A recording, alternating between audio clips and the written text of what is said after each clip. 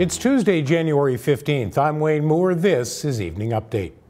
At the top of the news, the Central Okanagan Board of Education says it stands behind local parent advisory councils.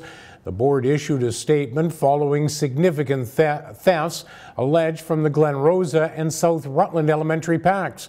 Both cases are under investigation by the RCMP.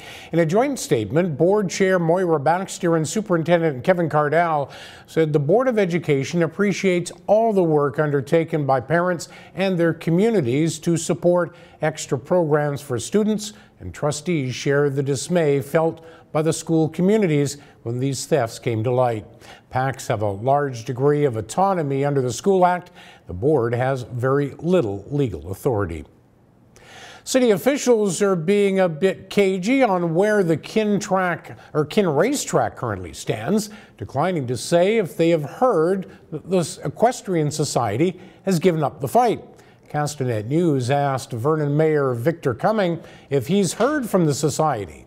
Can't answer that. No. Let's just leave that as it is. Somewhat no comment, yes. That one's in the courts, and we really look forward to the resolution.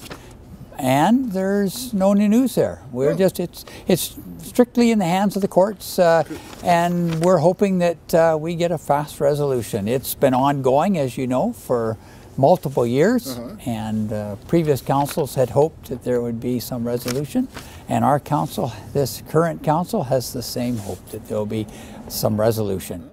The battle over the fate of the prime piece of real estate has been going on for years, with the courts eventually ruling in favor of the city last year. A bizarre incident at a home in Kelowna Sunday afternoon. Home surveillance from a home in Rutland captured a stranger lurking and peeking in the windows. The homeowner says the woman rang her doorbell and hung around the property for about 20 minutes. The woman checked the VIN number of her vehicle, wrote down her license plate in the driveway, and looked through her garbage. Police have been notified. Oliver Fire Chief Bob Graham has been reappointed as head of the municipality's fire department for another 3 years. Town Council approved the motion unanimously Monday, extending Graham's term through 2021. RCMP are investigating a homicide in a small community of Cache Creek. Corporal Dan Moskaluk said police were called to an apparent shooting incident at a residence early Monday evening. Police found a deceased man at the home. Moskaluk says it appears the shooting occurred following an altercation between two people. The driver of an Isuzu Rodeo drove right over another vehicle in the Orchard Park Shopping Centre parking lot on Tuesday. The bizarre incident unfolded just after 1:30 p.m. near the Best Buy off Dilworth Drive. A witness from the scene tells Castanet the woman driving the vehicle tried to take off from police officers who eventually arrested her.